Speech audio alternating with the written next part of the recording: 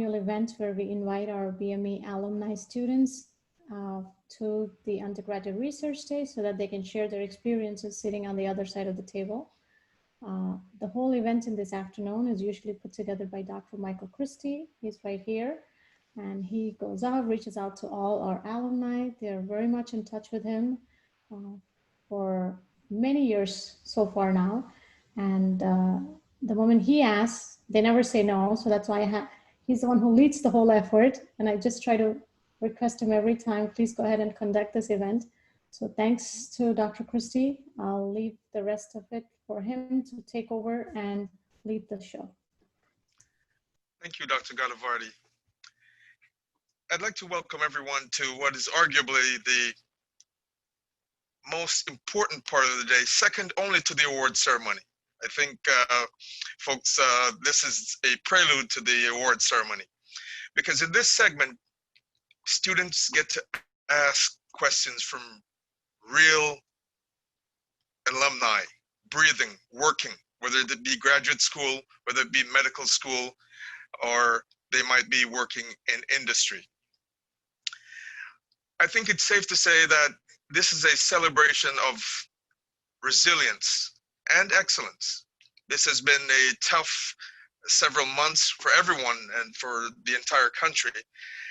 And through it all, students have managed to put together excellent work in research and have been able to summarize the work that they've done this past summer and to date.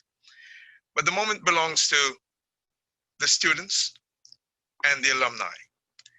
So please allow me to introduce our panel. First, I'd like to introduce Ms. Celis Randolph. Celis, just raise your hand. Ms. Randolph graduated from this department at FIU, Biomedical Engineering, in spring 2016. She has worked in several positions of increasing responsibility and is now the coordinator of safety, health, and environmental affairs at Nutranex, which is a Clorox company located in Sunrise, Florida. I'd also like to introduce, please hold your applause till the end. I'd also like to introduce Mr. Anderson Milford. Anderson, raise your hand. And Anderson graduated from the department in spring 2019. He's a regulatory affairs specialist at Johnson & Johnson Vision Care, located in Jacksonville, Florida. Third, I'd like to introduce Mr. Dimitri Rodriguez. Dimitri graduated from the department only recently, a year ago, and is now working as an associate R&D engineer at Terumo Aortic, and I believe they're in Weston, Florida. Next is Daniel Chaparro, and Daniel graduated in summer 2018. He decided to remain with us. He got bitten by the research bug and decided to pursue his PhD right here in our department. Welcome, Daniel.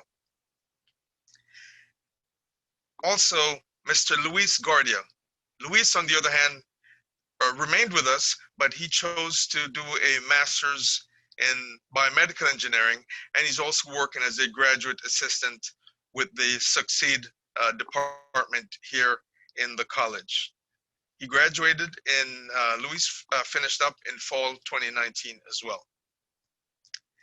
Now, one other luminary that was unable to join us is Miss Jessica de Rossier. Jessica is a third-year medical student at Morehouse Medical School in Atlanta, Georgia. She graduated in spring 2016. Due to some clinical commitments and conflicts in her schedule, she was unable to join us, but she sends her greetings, and we would like to look at that video clip right now. So please. Everyone, my name is Jessica de Rossier, and I am a graduate of FIU's Biomedical Engineering program. I graduated back in 2016. Right now, I'm in my third year of medical school over at Morehouse School of Medicine up here in Atlanta. Unfortunately, I couldn't be with you all today, but I wanted to wish the class of 2021 much success, and to all the undergraduate researchers who are working hard keep on, pushing, because definitely it's going to pay off. I wanted to reach out to anyone who wanted to possibly go into medicine, and if you have any questions, please let me know. Dr. Christie has my information. I really enjoyed my time at FIU, and we have really great faculty here, and I wouldn't be here without the helps of faculty and alum. So right now, if you have any questions, please let me know. One thing I wanted to say is that while you're in school, please try to keep in touch with as many people as you can, because you never know which one of your classmates might help you, along the way in the future, or vice versa. So please stay, in touch and try your best to make as many connections as you can, because whether you go into engineering or any other field, networking is very important. Good luck, everyone. That was the future Dr. de Rossier, sending her greetings to the students and faculty. Now, I've been in touch with students, particularly in senior design, and they're just so anxious to engage our panel. But before we do that, I'd like to ask each panelist to just sort of introduce yourself again and say what you're doing right now, what your work involves, just to sort of orient the program. So I'd like to call on Daniel. Daniel, go ahead. Yes, good afternoon, everyone. My name is Daniel. I'm starting my third year as a PhD student at FIU. My work revolves around cardiovascular research. So I work in Dr. Hutchison's cardiovascular matrix remodeling lab, and I focus mainly on aortic valve diseases and how innervation may play a role in disease progression and biomechanics. So I go to the lab, do experiments, get data, and then I analyze the data, write papers, and then hopefully graduate one day. Thank you, Daniel. Dimitri. Hey everyone, can you hear me? Hello? Yes. Okay, good. Hi, my name is Dimitri. I work for Terumo Aortic. We're based out of Sunrise, not exactly Weston, but pretty close. I'm currently an R&D engineer. I've been in the position for about 6 months, and I was an intern for this company for around 11 months before that. When I got hired, they kind of were trying to find a position for me to kind of evolve into, and I got into the fatigue team. So right now the company is fatigue testing some of our stent grafts. That's what the company's main product line is a stent graft that goes inside the aorta, and it treats aortic pathologies. So right now we're basically testing the durability of these stent grafts up to a 10-year lifespan, or the equivalent is 380 million cycles. So I'm currently running a test overseeing over 15 samples that are currently running right as we speak. They don't stop. The machines are quite interesting. We made them in-house. So I work a lot in the machine shop to help develop the machines. They're not something that you can buy off the shelf. We made them ourselves. So I'm currently running a fatigue test. Okay, thank you, Dimitri. Luis Guardia, tell us what you've been doing since graduating. Okay, so I graduated not too long ago in fall of 2019, and I decided to start my master's program. Once I started my master's program, I started trying to get into research, but more specifically education-based research. And I found a position with the Succeed department under Dr. Strong's research laboratory, REDES, which works in engineering education research. And most particularly, I'm working on 2 projects right now, which are mentoring projects, where we analyze the effects of mentoring on PhD students, but also in undergraduate senior design stakeholder considerations. So yes, that's me right now. Okay, thank you, Luis. And I'd like to go to Anderson. Please unmute your microphone. Can you guys hear me? Yes. Yeah. Hi, everyone. My name is Anderson. I graduated 2019. Best part about graduating from FIU is just being able to travel and not have to study anymore. But I work for Johnson & Johnson, Vistacon, and Jacksonville. And what we do is we manufacture contact lenses. And I work on the regulatory side of things to make sure all of our products are and meet the FDA requirement. So I work with a lot of people in Europe, Latin America, and Asia, just to make sure that whatever regulations that are out there, our products meet those requirements. Sounds very interesting. Last but not least, Celis, Ms. Randolph, tell us what you've been doing lately. Hi, everyone. My name is Celis Randolph. I work at Nutranex. We are a Clorox-owned company. We were just acquired about 2 years ago, and I've been with the company for about 9 months. I actually started off as a contractor, and they kept me on permanently. So I'm grateful for that. And my background, of course, is not in environmental at all, but thankfully I was able to learn. I always say learn as you go. So I get to dabble and dibble in, environmental work right now. Ergonomics is huge as far as trying to find ways to make jobs easier for people as far as how they're working, even when it comes down to just sitting at a computer. I try to find things to make that easier for them.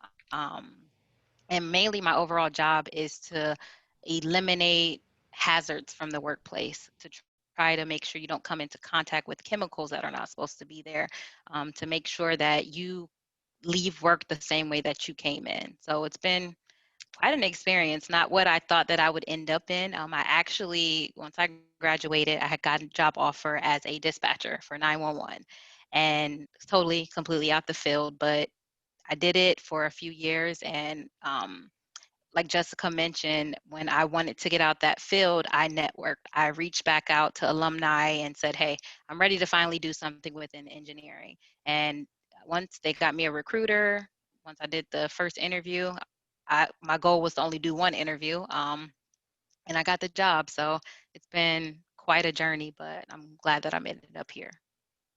Thank you, Celis, and we're so happy to have you. I guess I'd like to kick off the first question, and we're going to go across the panel. But why did you decide to study biomedical engineering? Luis. So why did I decide to start studying biomedical engineering? Biomedical engineering was the major I chose when I came into FIU, but then it was the major I immediately left right after, and I came back to within 2 semesters. It was a really interesting journey. So when I first came into FIU, I wanted to go into medical school. So I said, biomedical engineering? No, I'm going to do biology. But I love math and I love science. And in biology, you don't do that much math and you don't integrate things. It's more like you learn systems, but you don't do anything with them. So I said, no, I'm coming back. So I came back into biomedical engineering and I loved it.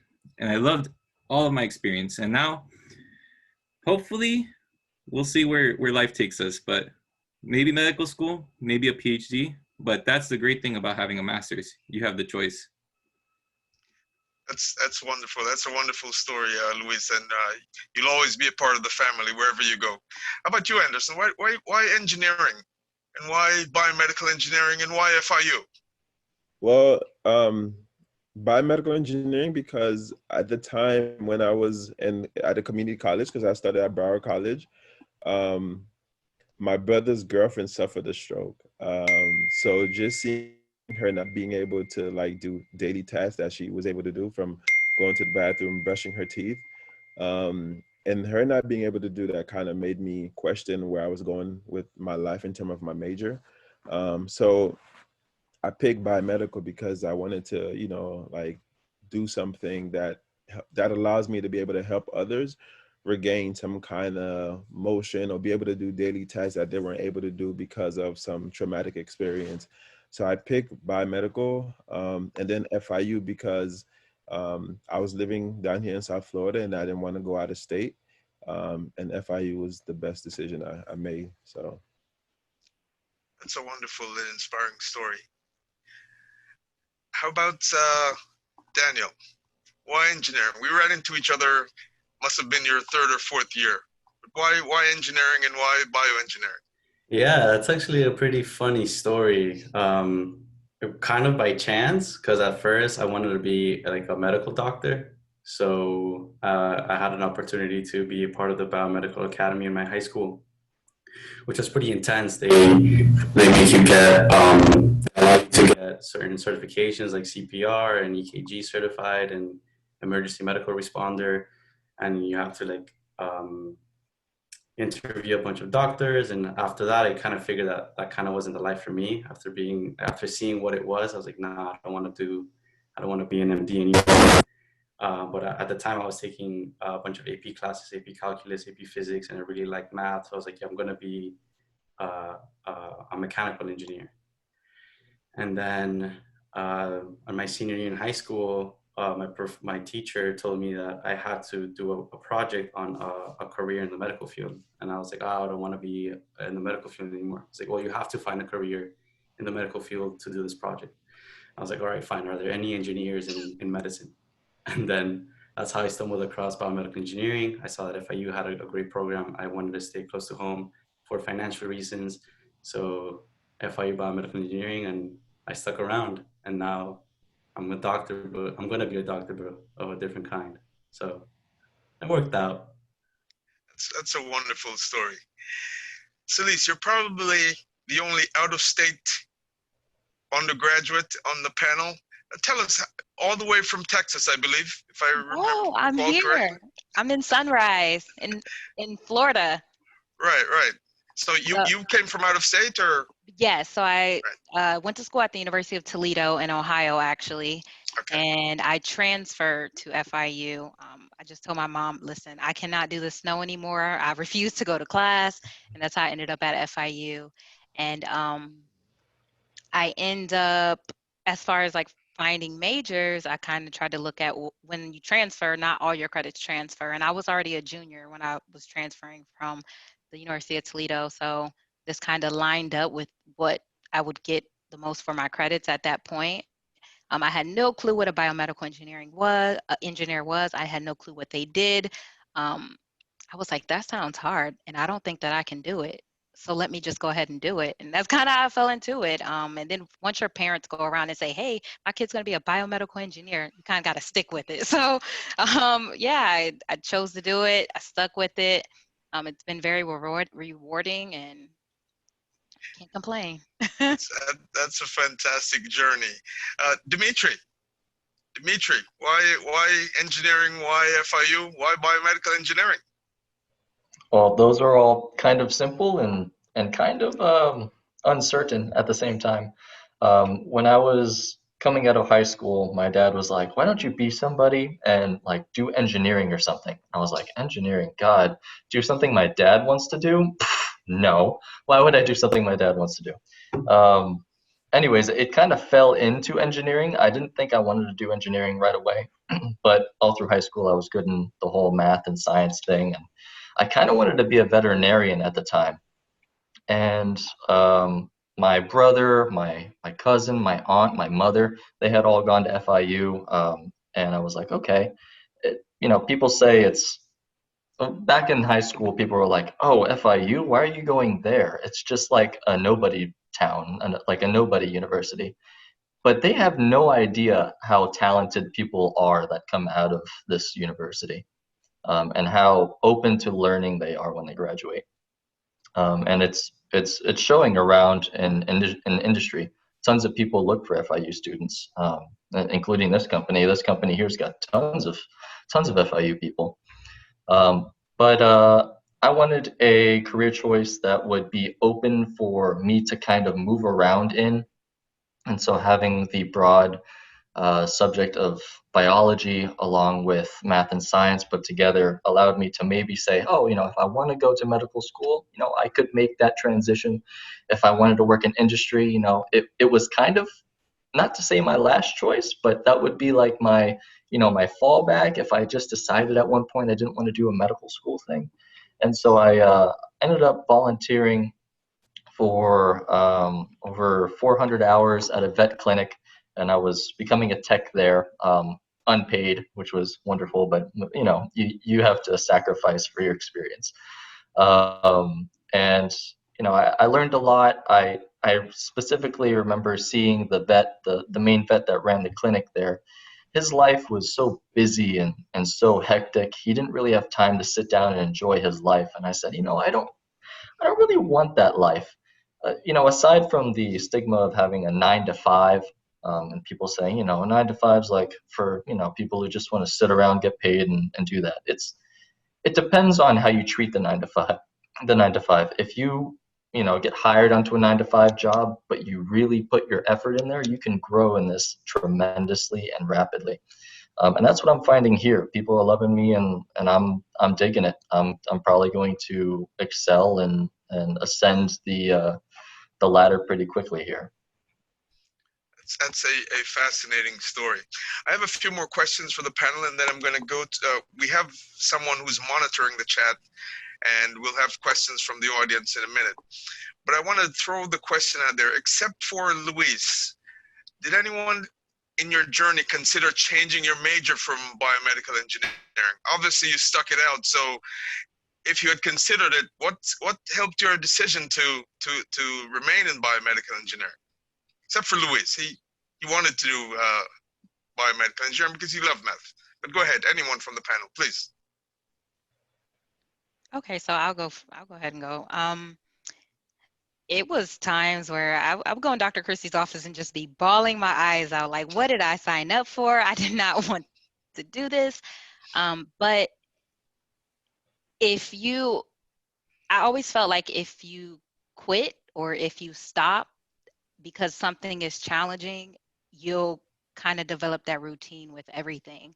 And at that point, I mean, I had days where I was just like, put me in art, put me in something like super bait. I mean, art is great, guys, but I was like, put me in something I can do the bare minimum in, because I just want to graduate.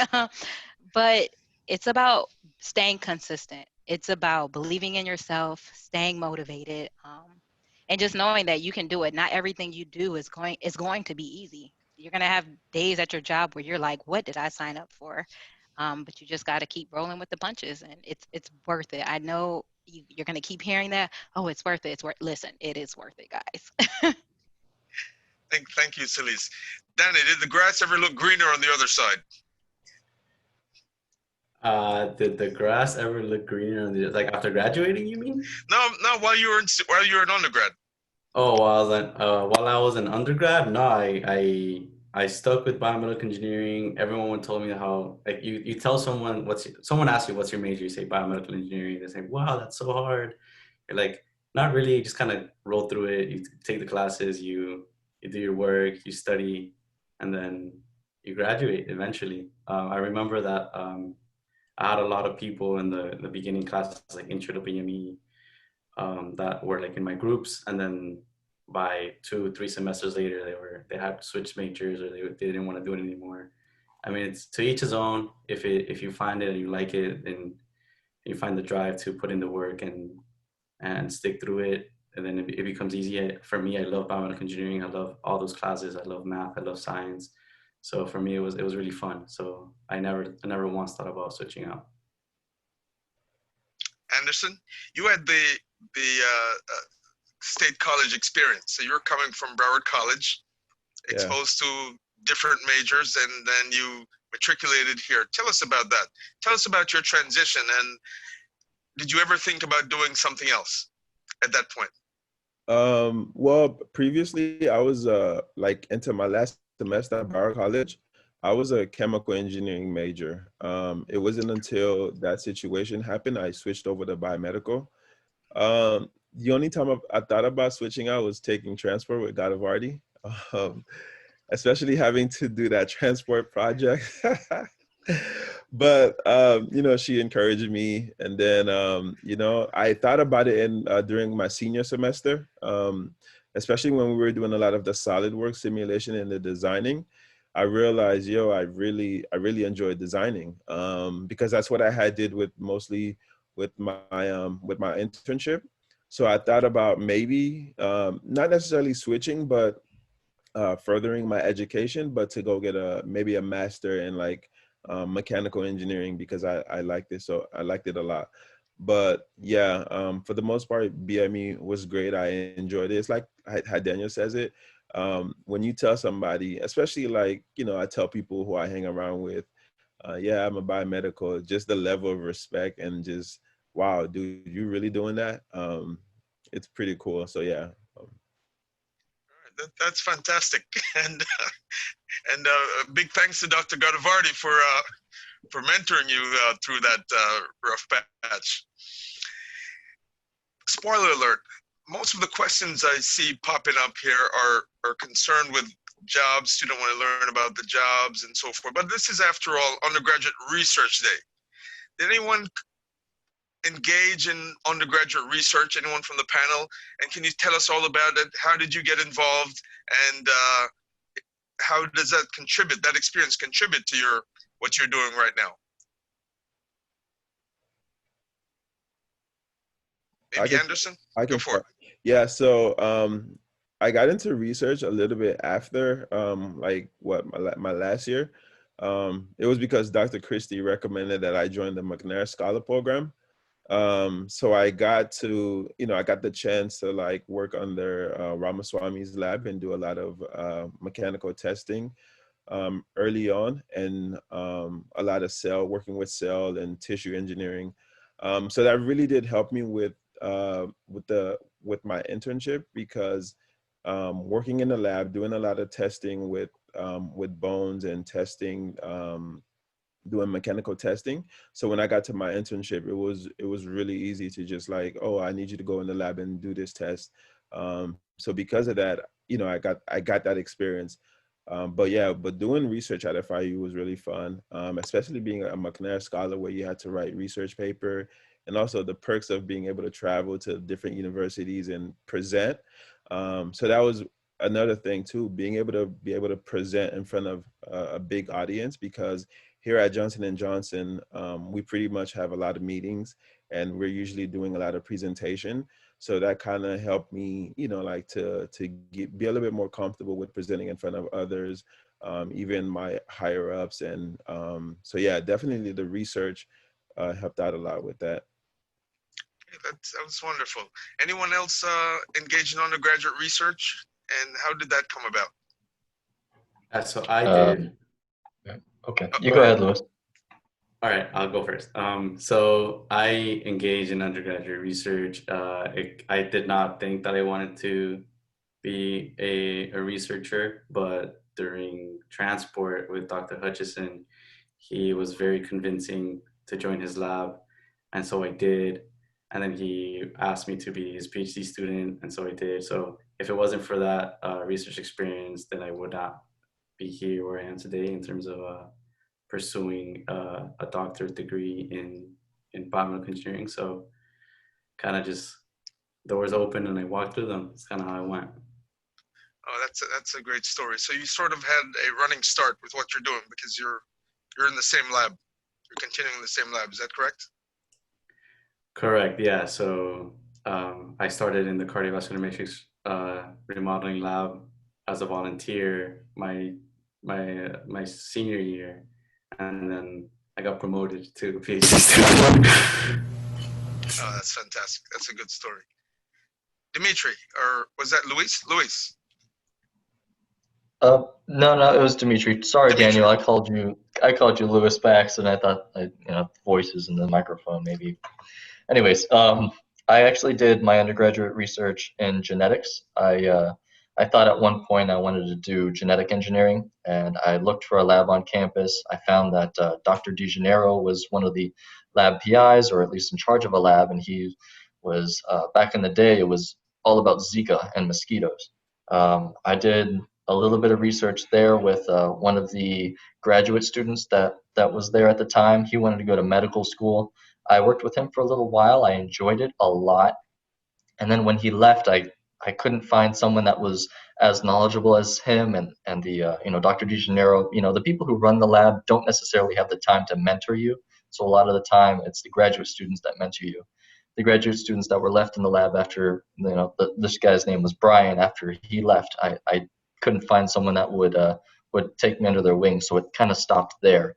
But at the time, I thought I wanted to do genetic engineering, and I enjoyed it a lot. We did a lot of PCR. We sequenced a bunch of genetic code from these mosquitoes, and were able to manipulate their DNA and breed them that way, and take certain and certain percentages of the DNA from different what would you call it? The word escapes me, but you were able to breed different mosquitoes and actually harvest their DNA and learn from it as you started to manipulate their DNA. And the lab's pretty big right now. I wish I had stayed with it just a little longer to see if someone might just take me under their wing, but at the time I thought it was cool, and I learned a lot of hands-on practical knowledge there. Anyone else? Thank you, Dimitri. Did anyone else engage in undergraduate research?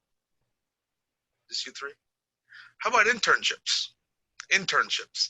There's a study that came out that you're 60% more likely to be hired as an engineer if you had internship experience. That's how important it is.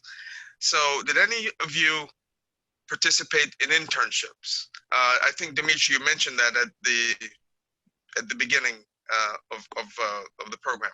So can you tell us how you got the internship and how did that work?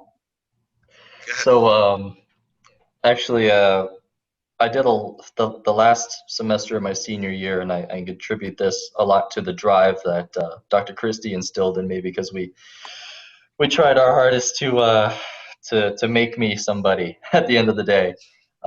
And thankfully, I applied to a lot of graduate research things and applied my butt off to a lot of places. I pulled a lot of strings to try to get people to write letters for me, and eventually it worked out in two directions. I was able to get approved or accepted into a San Antonio, Texas veterans graduate research there, that I worked with veterans and their different problems that they had. And then I also, at the same time, was offered an interview at Terumo because of a connection that one of the faculty provided me. And that was like a luck of the draw thing, because someone was coming to the university to gather up resumes, and the faculty that helped me were like, hey, someone's coming, if you have a resume, let me know and we'll help you get there. And all it took was, a decently made resume that fortunately was at the end of my senior design project. So it was a well-made resume, well, for what it could be. And so we slipped it over there. I got the opportunity to interview. And when I did the interview, I basically told them, hey, I've got all the drive that you'll ever need to get from me. I have no doubt that in a month or two, I'm going to be your #1 man to go to for anything that you need. And I showed them so much confidence and so much drive. And I interned there for, like I was saying earlier, 11 months. And, you're like, 11 months, that's a long time. The intern before me that was working here got hired after 6 months. But because of sort of the whole hiring thing, there has to be a position that's approved for you to get hired into. It took a little longer than I wanted to, but either way, I was in an internship that was teaching me things that I didn't know before. So I stayed with it. It was a paid internship, thankfully, so I didn't have to suffer through 11 months of no income. But in the end, I learned a tremendous amount, and I leveraged that to get a full-time position. And it worked out, still working out. Oh, that's excellent. Anyone else participated in industrial research? Yes, go ahead, Luis. Yes, so I remember in my senior year, at the beginning of my senior year, I decided I need an internship this summer. So I began to apply to various companies. I think I applied to over 80 companies extensively. You would adjust your resume and make it seem and fit to tailor the needs of that company. But I think eventually what ended up happening was I got a phone call from Novartis, and I had a connection that I had in Terumo, and I had an interview for both. So Novartis, if you guys don't know, is a pharmaceutical company, and I was going to be a project manager with them in a new project that they were starting. and I had the job. They offered me and everything. But it was not what I wanted to do. So it was going to be it was in regulatory affairs, and I wanted to do engineering. At least I wanted to get my feet wet in engineering. So I had my interview with Terumo, and I think I nailed it because I was hired at the same time Dimitri was. We worked together actually. So, and I was working with Frank in the fatigue lab originally, and I worked there for 3 months. And I said, I need to go back to school because I cannot do this internship and senior design at the same time. So I went back to school, but I think it was an amazing experience, and they're amazing people. But I just wanted to point out, I applied to 80 companies, and eventually what happened was I got one callback and a connection. So it really shows how connections help in the industry and getting a job more than anything. Because without that connection, I wouldn't have had that interview. And I promise you that. That's a wonderful story, and it's all about the right fit, Luis. I'm going to segue now into the question. Celis, did you have anything you wanted to add? Okay. I'm going to segue now into the questions from the chat. Let's see. What skills in your undergraduate studies translated the most to be most important to your careers? That one is for Anderson. What skills from your undergraduate career? Well, just early on, I was able to do an internship. This was when I was taking biomaterials with you, Dr. Christie.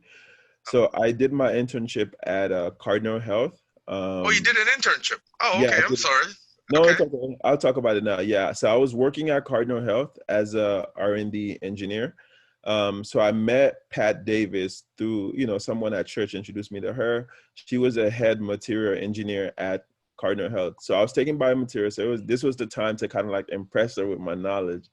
And now, we got to talking about biomaterials, material science in general. And then she brought me in for an interview, and I did really well at my interview. So they were able to give me, an internship position. So honestly, I think the part that helped the most was, of course, material science, material engineering, but also being able to understand, to be able to solve problems really quickly.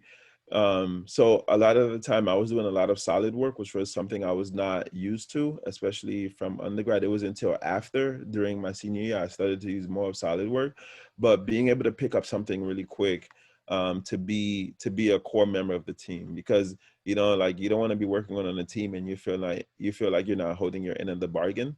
So it was me wanting to work hard, even to practice solid work when I was not necessarily in school or just at home chilling. Let me do some solid work because why? I'm gonna need it for my internship.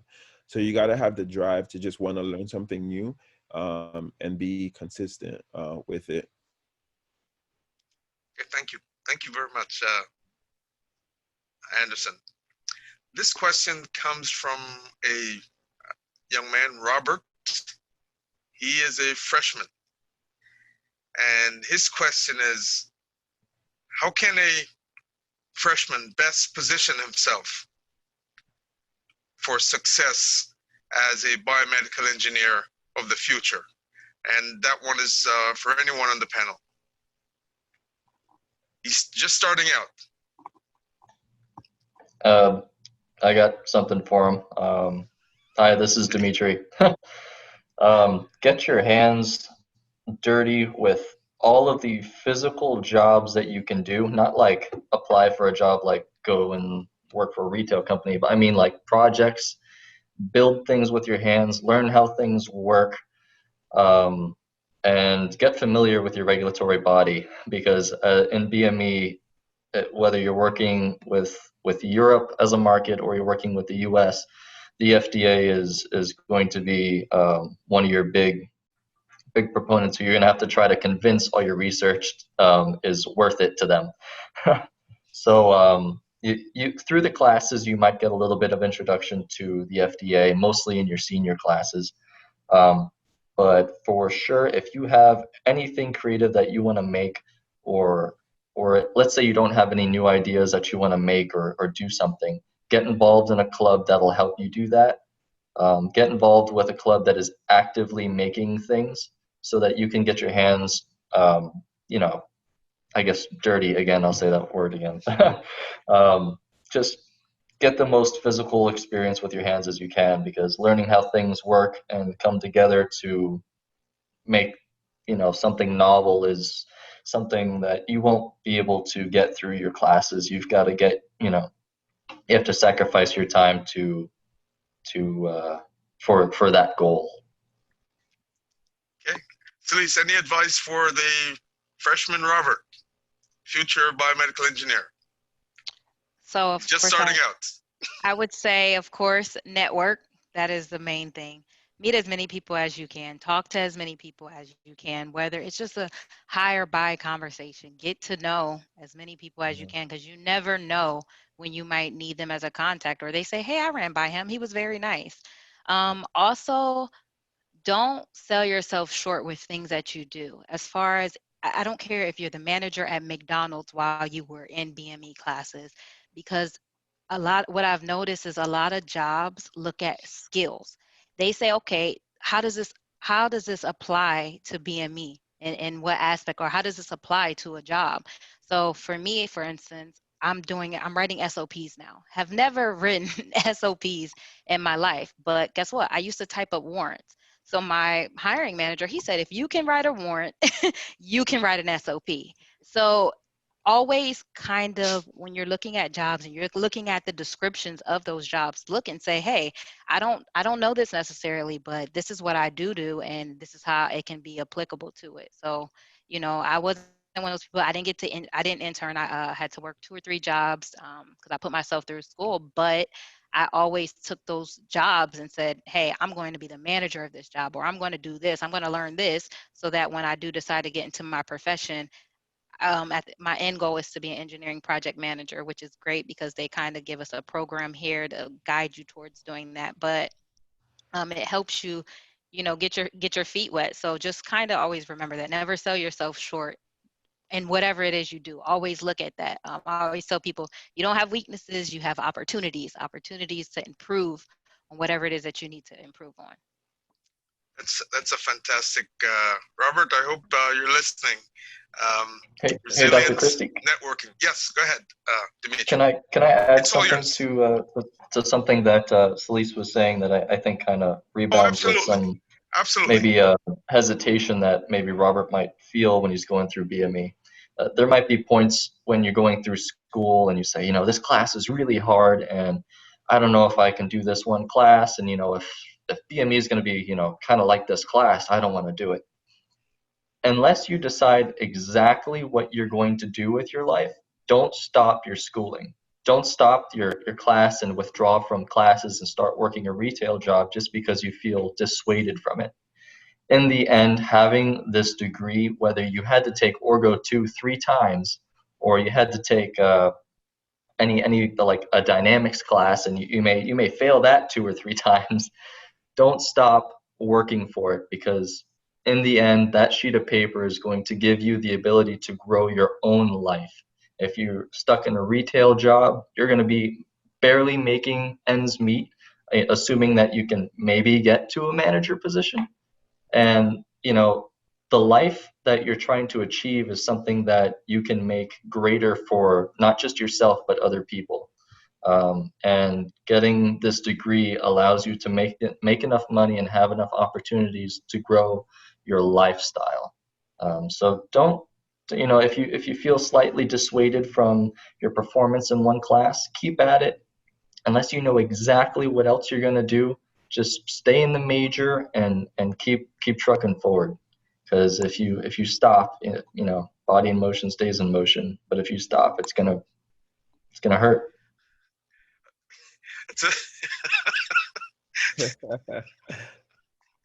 It's thank you, Dimitri. A quote from Isaac Newton.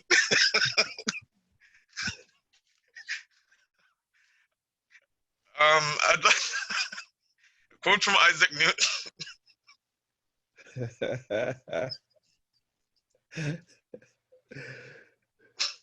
But half of our audience are seniors, guys. And for some of you, senior design was not too long ago. Can you recap some of your experiences in senior design and how has that helped you in your work today? That is a recurring theme in some of the questions that I'm looking at. So let's talk about senior design. Luis, you want to Sure. give some advice to our seniors and how So they can benefit from it? I'll give some advice on senior design and then how it applied to me. So in senior design, I'm currently working in the Read This Laboratory and Succeed department. And one of the projects we do is looking at student stakeholder considerations and its evolution throughout senior design 1 to 2. At the end of the day, senior design is designing a project for an individual. You're fulfilling some sort of need in a niche market right now. And you're trying your best to make this product work. And in the entire high stress situation, trying to make deadlines and everything, a lot of people forget at the end of the day, the project is supposed to help someone. And who is it helping? How are you helping them? That's the main goal that you need to take away from senior design. You're not just making any project, you're making something that is going to go assist someone fulfill some need. For example, my project was making a pressure device that can impose molds on a cast for an amputee. So it would help the prosthetist be able to make more accurate castings, which will then in turn make a more accurate prosthesis, which then helps the individual lead a better life. Every time that you design this project and every step of the phase, please consider the people behind it. Consider who you're helping. Consider it, because that is the main goal of senior design, for you to learn that hard, soft skill. So, yeah. Thank you, Luis. Any recollections about your senior design team dynamics? Dimitri, I want to go right to Dimitri. Senior design, tell us all about it. Oh boy. Okay, so you're not always in favor of the company that you are provided for your team. However, you have to make it work. So we found strengths that certain people were best at, and we applied them. But we were in no means ready in the beginning for how senior design was going to take us for a ride. In the beginning, and our mentor happens to be our co-host here, Dr. Christie, and he knows exactly how it went. It was really rough in the beginning because we didn't really know how to work as a team, and as a team that would be able to produce something in the end. We were sloppy. Our deadlines were vague. I'm not vague, but we weren't able to deliver on our deadlines.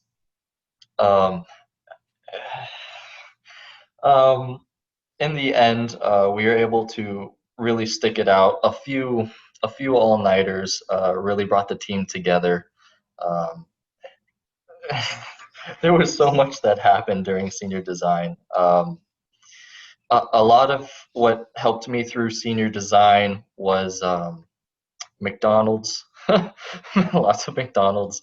But at the same time, to be more serious, I probably benefited most from learning SolidWorks in senior design. A lot of what I do now is designing parts and working in tolerances so that things will work more fluently together. So I'm on SolidWorks daily, and not even just designing things. I use it for inspections. We take pictures of things and use scaling devices to analyze certain radial deformations of our devices.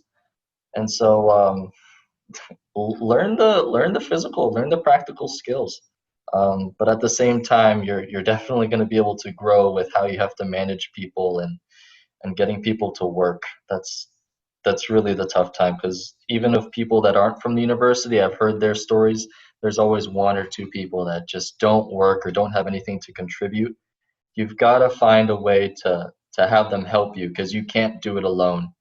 You can try your best to do it alone, and you'll benefit because you'll be the one learning. But man, have faith in your teammates and find ways that they can help you.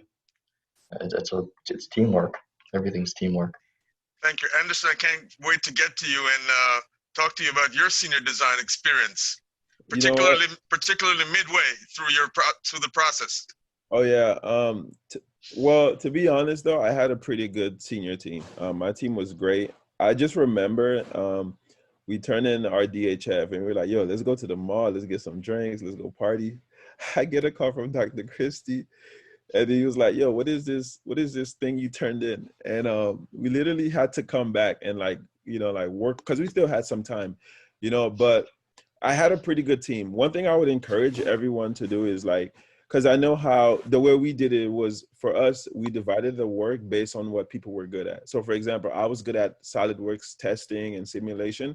I was responsible for that. My other team member, he was good at all the electrical part and the coding. He was responsible for that. So like, don't go about it that way because like Dimitri said, you need a lot of hands-on experience. So whoever is responsible for electrical, if you don't know it, like I would encourage you to like, okay, like teach me how to do it. Don't just let somebody else do it because that way you'll be more qualified when you get to like, when you get an interview, you'll be able to like talk about that experience, So for me, it was just like, because I realized all my team members except for one doesn't have a job, and he was the one who didn't necessarily know how to do any like hands-on when it came to like solid work, coding, electrical stuff. To this day, he still doesn't have a job, but everybody else who put the effort into those things, they all have jobs. So I would encourage you, whatever you feel like, okay, I'm not good at that. You better go out of your way to learn it as much as you can. But for the most part, honestly, senior was hard, but what made it like bearable was I had two other teammates who were great, and we did really well together. We worked really well, and I had a great time at during senior. But for sure, like I think don't take it for granted just how much you like those different aspect of senior where you learn about like because I didn't know about regulatory until I got to senior. And because I had to do some work with regulatory during my senior design, I used that like in my interview to be able to talk about, hey, like I've worked with regulatory. This is what I did with my senior project. And that kind of helped me with my interview. So I would say, just make sure whatever you do with your senior, make sure you're able to like talk to employee, to just people who are hiring about it. That way you'll be ready to kind of like do really well with your interview. I'm going to change gears real quick because folks are clamoring, says, hey, how do I go and get a job? I'm getting ready to graduate in 3 months in some cases and 7 months in other cases. So I guess Dimitri, Dimitri and Anderson, give us some tips on landing that first job. Yeah, Dimitri, I'll go ahead and start. So here's what I did. So there are a bunch of recruiting companies. There's Kelly Services, there's Aerotex Engineering, there's Modus Engineering. So what I did is I went on their website and I made a profile. So the way that works is you make the profile, you just apply for jobs, but sometimes these recruiters will just see your application and they'll just reach out to you. So for the jobs that for Johnson & Johnson as a contractor, I didn't necessarily apply for that job, but because the recruiter saw my resume on their website, they reached out to me and they started the process. So I would say the best way is to make a job profile on those websites because you don't have to be sitting behind a computer to actually be applying for those jobs because they'll just see your profile and they'll reach out to you. So I would say just Modus Engineering, Kelly Services, and Aerotech Engineering. Those were my top three. And then what's cool about that too is they usually have the recruiters listed with their phone numbers on the job posting that they have on their website. So if you go through the job posting, you'll actually see the name of the recruiter who's responsible for that job listing, and then you can directly message them. And so I would just apply for a lot, and then I would just have recruiters reaching out to me. And then I just made a list of all my recruiters and just stayed in contact with them. But yeah, Modus Engineering, Kelly Services, and Aerotech were the top three recruiting companies I work with. That's fantastic. Danny, I want to go to you. A student is considering whether or not to do a PhD. To that student, you say what?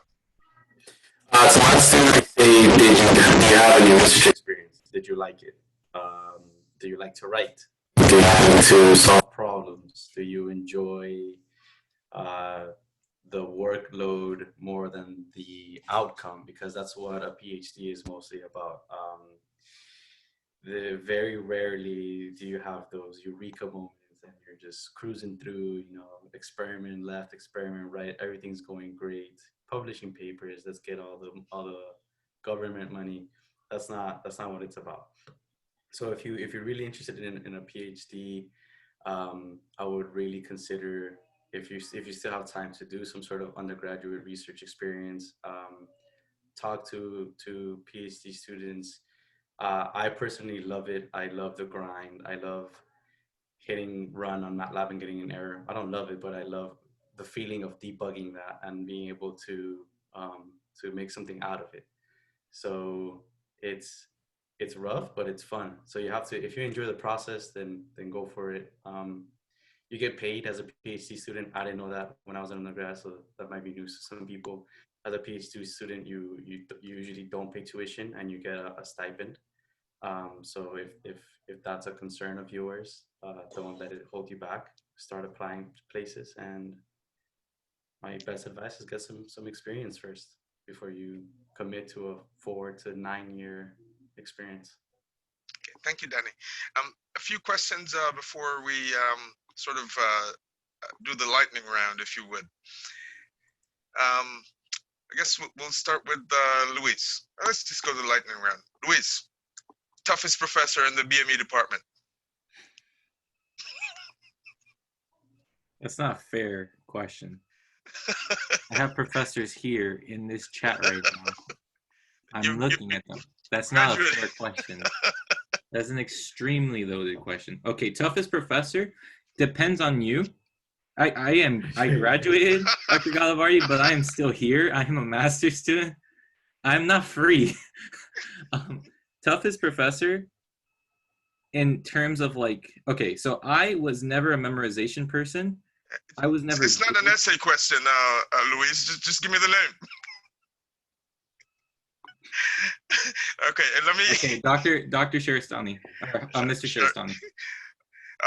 Celis, toughest class in BME? Oh, MATLAB for sure. I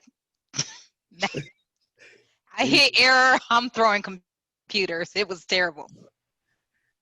Anderson, easiest professor in BME? Oh, wow. Honestly, it wasn't even a BME class. It was probably one of those circuit or something. No, we're talking BME. You can't change the question. Easiest BME class? No, the professor. Easiest BME professor. Yeah. Honestly, the easiest, it was probably Eves for me. Okay. Eves is the easiest class for me. Okay. Dimitri, what do you say? Easiest class or? Toughest professor? Toughest professor? I really struggled, let's say, yeah, okay, Lewis is right, it's loaded, it's so loaded. Okay, all right. Okay, most interesting class, or top 2? Oh man, yeah, definitely, there's medical instrumentation. I love that class, it's so hands-on, it's amazing. And then senior 2 because of the MATLAB. Okay, Celis, most interesting, top 2?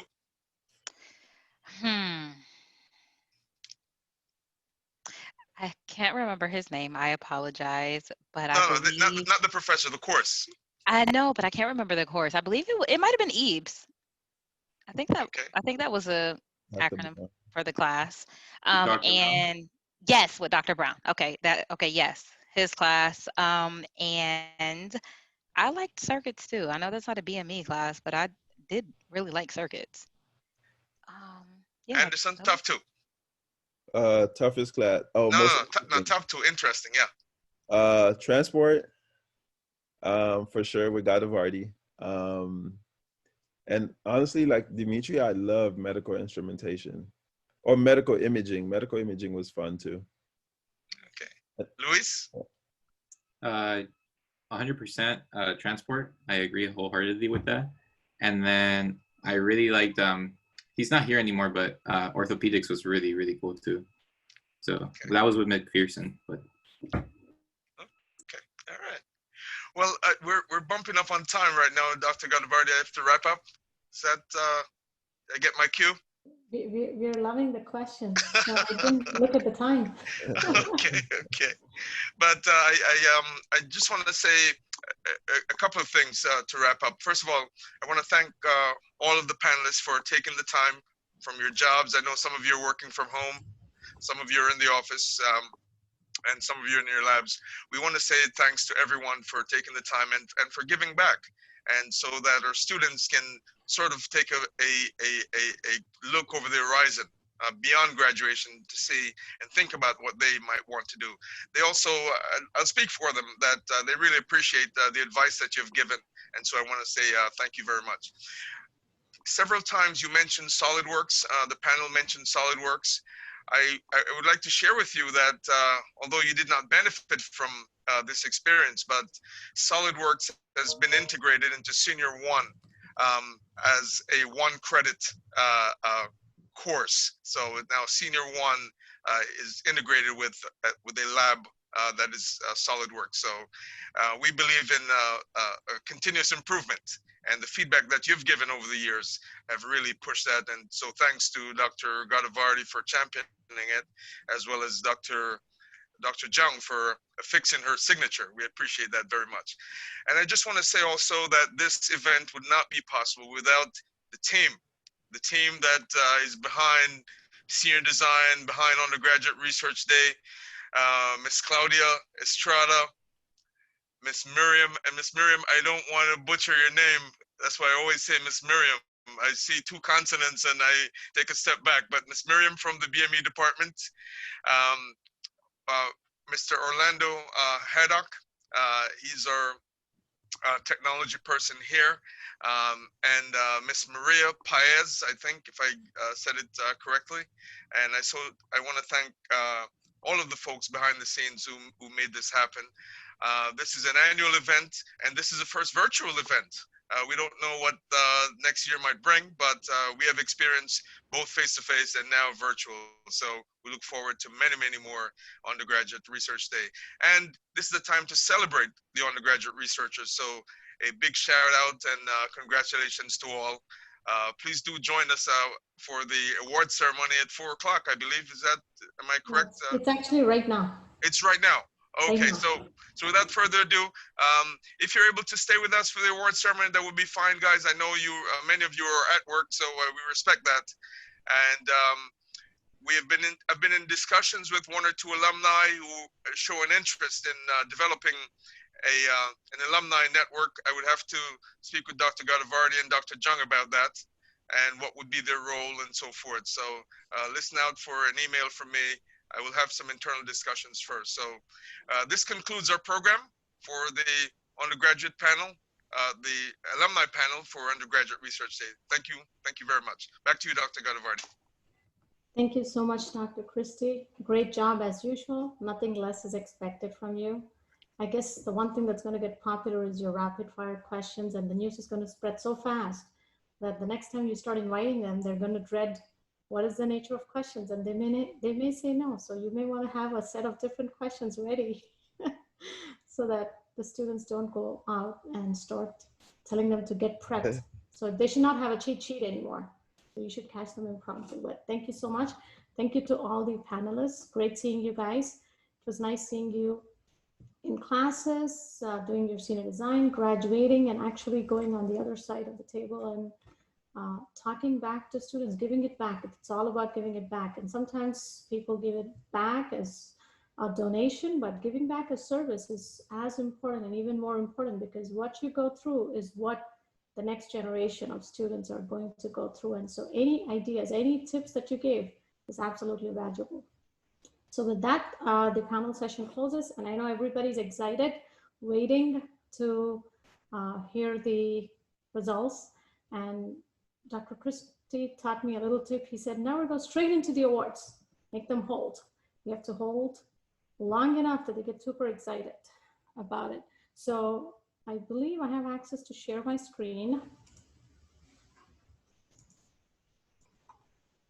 So can you guys see my screen? Okay, perfect. So before I begin the award ceremony, I would like to have Dr. Jung, our department chair, to go ahead and give a short note of thank you and closing remarks. Dr. Jung, it's all yours.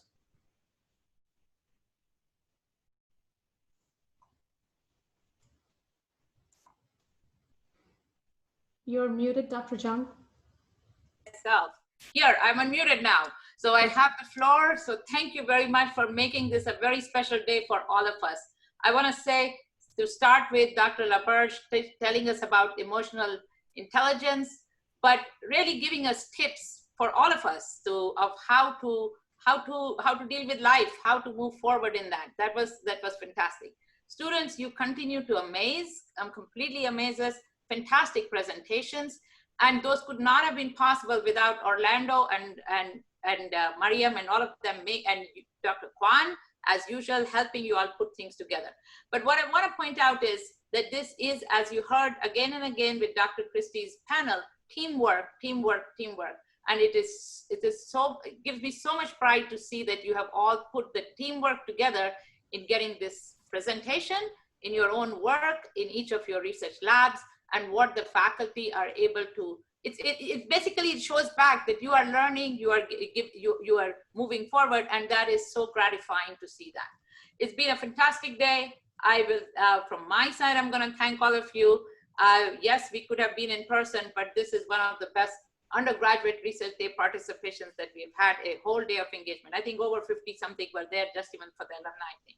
So without any more talk, thank you, Dr. Godavarthi, for again managing, running the whole team thing and doing a fantastic job with that. Thank you, Dr. Christie, and our department rocks. We are blessed to have this ability to still connect, even though we are physically not in one place, and have that passion to be together. Okay, it's all yours. Thank you so much, Dr. Jung.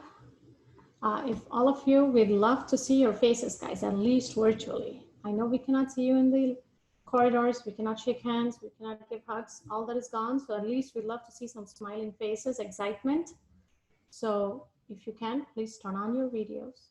So like Dr. Jung said, yes, we had a great participation, and I'm really thinking maybe Zoom is the way to go for future presentations, because in the morning we had over 90 to 100 people for the speakers, the talk that we had from Dr. LaBerge, and for the poster session we had at any given point of time, there were 70 to 75 people in and out going. So easily it was close to another 100 students and faculty. Thanks to all the faculty and the team. And of course, in the afternoon session, we had definitely over 50 people showing up. Thanks once again. So without any further ado, I'm just going to share my screen to talk about the award ceremony. Okay, if you can see my screen. So first, I'd like to thank the undergraduate. Your other presentation mode, like your code mode, not. Are you seeing it in the presentation mode? We're seeing it in mode where we can. It's your. That's strange. Yeah. Oops. Okay. Let me. Do you see it now? No, we see. I see your. I see my screen. Okay. Yeah. So yeah. We need to have one tiny glitch, right, before we close everything. That's the glitch. I'm trying to figure out, and something froze on my end. Yeah. So give me one quick second. Let me share the screen again. Okay. Yes. Now you have to run. Yeah. Now. Is it better? Oh, it's interesting. It shows us the wrong monitor. Wrong monitor. Okay. It shows the wrong monitor. Okay. Last time, this is what happens, right? Technology, you have to fail at some point. I'm glad it just failed now, not during the real presentations. So none of the students had any of these problems. So Dr. Godavarthi, what is going on? I need to catch up on my the toughest class that she has. Okay. Okay. That's it. I'm just going to leave it like this. I'm not going in any other modes. Yes, this is good. This is good. And the happy mode. Okay, so first I'd like to thank the undergraduate research team. Guys, you don't see their faces often anywhere during your Zoom calls or Zoom presentations, but Orlando, he took care of the complete aspect of controlling the webinars and everything to do with the technology. And Mariam was the one coordinating with all our speakers and everything to do with the flyers, the agenda, etc. Claudia oversees all these different aspects in the department and coordinating within the department all the budgetary issues, and anything that falls apart, I just run to Claudia and that's about it. So she plays a big role. Maria Pays was also co-hosting the event and trying to channel all the question sessions and everything to us, so it became much smoother all morning. And she will be also the one writing about all the winners and about the event on our department website as soon as the event gets done. So that's what Maria has done. And Dr. Shen, she plays a bigger role in the part where students start bombarding her with all their abstracts and she gets to fix them. And then you send your presentations, the videos, and she keeps sending it back to you and puts together the booklet and the whole presentation in order for the event. So thanks to all of them. And of course, Dr. Christie, he takes care of the complete, the alumni panel in the afternoon. Of course, we all work as a team, but each one takes one part. So you can see I don't do any part of it. All that I do is just this little talking before and after, because I have a great team and they do the best job ever. So makes life easy for all of us. And of course, thanks to all the BME faculty, because if the faculty don't recruit the students and don't train the students and make sure that their presentations are up to par, and this time it was absolutely excellent. You guys did wonderful, every one presentation. So I pity the judges actually, because it's super hard. And I looked at the scores, they were like in 0.5 points off from each other. And I'm like, that's unfair. Pretty much we should give award to everybody because you are all within a certain range of, you know, the error bar was so small. So it is tough. So thanks to the faculty. And of course, next comes the super hard part is our judges. We usually pick our own graduate students as judges because it's nice to be on the other side and know what is it that you have to look for, because when their graduate research day comes in, they know what they're being judged on. And to be fair, all your presentations have been judged by 3 graduate students, and definitely the graduate student who works in your lab was excluded just to make sure there's no conflict. That was kept in mind. So our judges were Tashawn, if you're there, just raise your hand or just wave at the camera. Ariana Ortega, Tomaso, Lee Tong, Maria Carla, Preetam, and Ashfaq. You guys did a great job. We gave them all the presentations yesterday afternoon. They went all the videos, they had everything organized, done on time. So thank you so much. So this time what we have is, before we announce the top 3, we have 2 honorable mentions in no particular order. The first honorable mention, are you guys ready? Drum roll. Goes to Bridget Mayer for her work related to assessment of radiation dermatitis in irradiated versus contralateral chest tissue of the breast cancer subjects using near-infrared optical scanner, and she actually works in our laboratory. So it's not rigged, guys. I had nothing to do with this. So it's all about the presentation. The weightage is more given to students and how they package and present than the actual project itself. That's an emphasis I made sure was made to all the judges. Another honorable mention, we have one more. Are you guys ready? Is Juan Maria. So his work is on analyzing the extent of tissue oxygenation on irradiated and non-irradiated breast tissues in response to radiation therapy using a commercial NIRS device. He actually works also in our lab, and he works with Bridget Mayer combined. So congratulations, you guys. Now comes the 3rd place. Are you excited? I'm not going to ask for guesses, but goes to Daniela Leizola. So Daniela's talk is on Monte Carlo-based near-infrared light propagation modeling for different skin types and melanin concentrations. And apparently she works in our lab as well. I'm really sorry, I didn't expect that, but I'm super happy and proud of you guys because it all depends on what you present in your talk. At the end, we would like to show the video of all the top 3 students if anyone missed it in the morning. So once I finish all the top 3, you're going to see that. Ready for the next one? Number 2. Oh, Daniela also gets a $50 check as for in the 3rd place. And this goes towards what she needs to use towards her research. So this is a virtual check, but you will get the money to Daniela. So just so that everybody understands it is, you do have a small cash prize, not big, but small, just at least a few donuts. The 2nd prize goes to Nicholas Valencia Diaz, and he works with Dr. Danziger, and his work is related to age-related degradation of urethral afferents. Great job, Nicholas. Is he there? I don't see him. Yes. Down there. And the first place. Are you all ready? Do I see everybody's claps before we announce? Claps, guys. Come on, get ready. And before that, we'll hold the surprise a little bit more. Nicholas also gets a cash prize. He gets about $100 for winning the 2nd place in the presentations. And the 1st place and the winner of the 11th Undergraduate Research Day is Annette Sanchez. Annette works with Dr. Hutchison. Congratulations, Dr. Hutchison and Annette. Annette, are you here? Yes. You all did a fantastic job, and her work was on cardiac electrophysiological abnormalities in chronic kidney disease. Congratulations, Annette, and congratulations to everybody. So real quick, I'd like to show the videos of, we'll start with 3rd place and end with the 1st place. Good day. Today I will Do you hear the video? Monte Carlo, which is a Do you hear it? Yes. Oh, perfect. current golden standard for light propagation analysis when it's applied to a 3-layered skin model. Skin layers are inclusive of the epidermis, dermis, and subcutis, where the epidermis layer is the one that protects from the sunlight through photoprotection. Now, the quantity of protection depends on the melanin concentration, which varies from person to person and has been categorized through the Fitzpatrick Skin Typing Scale, also known as FST scale. Now, in this study, 600 nanometer light was emulated onto various skin types based off of the FST scale. Now, why is this relevant, you ask? No research has been conducted correlating the scale with the melanin concentrations and the penetration depth.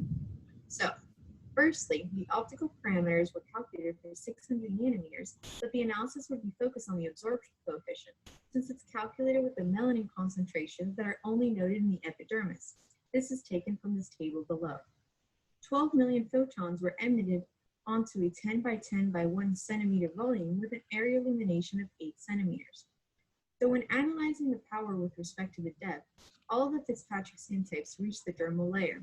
The first region is zoomed in to show that all of the Fitzpatrick skin types reach the maximum absorption at around the same depth of 0.015 centimeters. But the Fitzpatrick skin type 6 had the most, while FST1 had the least absorption. Now looking over at region 2, all of the FSTs reach close to zero power at around 0.275 centimeters of depth, which is towards the end of the dermal layer in this model. In conclusion, there is a linear correlation noted with Fitzpatrick skin type and absorption power. So in turn, darker skin pigments show less light penetration. Future studies will include the expansion of other NIR wavelengths for light analysis. Thank you very much. That's from our 3rd place.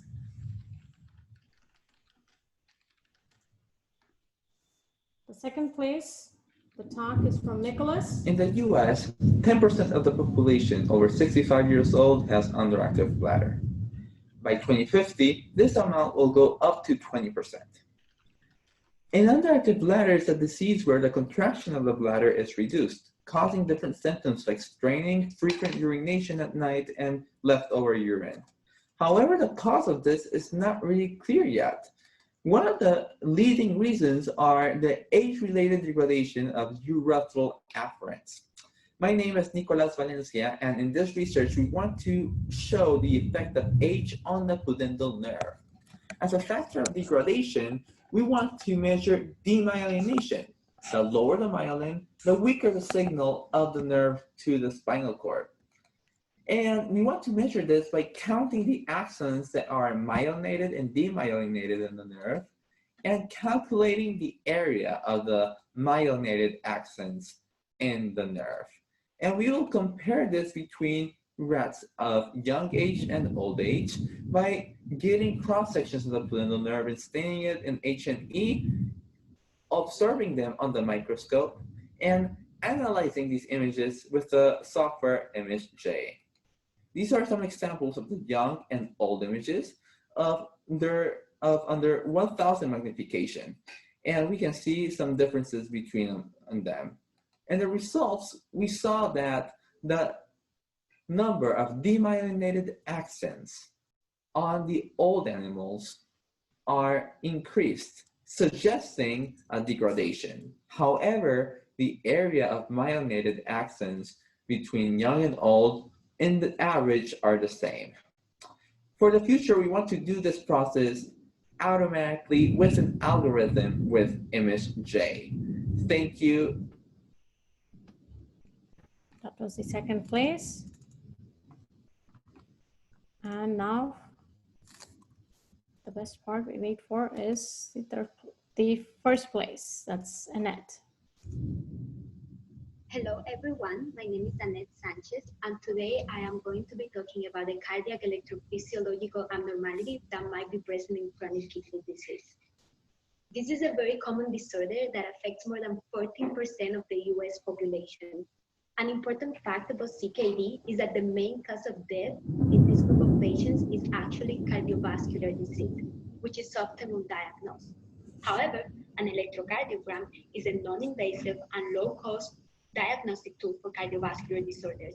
The problem with this technique is that common ECG markers for cardiovascular disease are absent in patients with CKD. This is why our research focused on identifying temporal changes in cardiac electrophysiology in a CKD mouse model to determine ECG accuracy and potential as a screening tool for cardiovascular disease. For this study, we had a control group of 6 mice and an experimental group of 4 mice that were fed an adenine diet to induce CKD. We analyzed electrocardiogram interval representing ventricular depolarization and repolarization, which are common markers for heart failure. There was a significant increase in ventricular repolarization markers as early as week 3, suggestive of cardiac functional changes. Also, using echo, we confirmed that CKD mice ejected more blood from the ventricles, which is an indicator of an enlarged chamber and disease. Therefore, ECG and echo changes suggest that CKD mice experience hypertrophic cardiomyopathy, and we found that we can use ECG markers to detect cardiac dysfunctions at early stages of CKD, indicating that an electrocardiogram is a reliable diagnostic tool for early cardiovascular disease in chronic kidney disease. Thank you. So those were our winners for today's Undergraduate Research Day. Congratulations, everyone. And the rest of you, you guys did excellent. Like I said, the margins were so small, it was really a difficult task for the judges to pick. So you all are winners, mainly because in spite of all that's going around, the positive attitude and the energy with which you want to go and do something that you don't have to do. Research is not part of your curriculum, but you're doing it in spite of that. You don't get a grade for it. You don't get a GPA boost in it. Sometimes, most times, you don't even get paid for it. So in spite, you take the time, you work your off jobs and still come to the lab and do what you have to do and keep those big smiles that you all have right now. And that's wonderful. Thank you all so much. Dr. Labarge, if you're there, if you want to have a word or two before we close the event. Hope you enjoyed your day today in Miami. Enjoy it. Thank you so much to everybody. I feel privileged, and I put that in the chat, and honored that you picked me to be here today. And then this is like better than giving a seminar anywhere else I've done. So thank you all. I hope one day I'll be able to go to Miami and see you in person.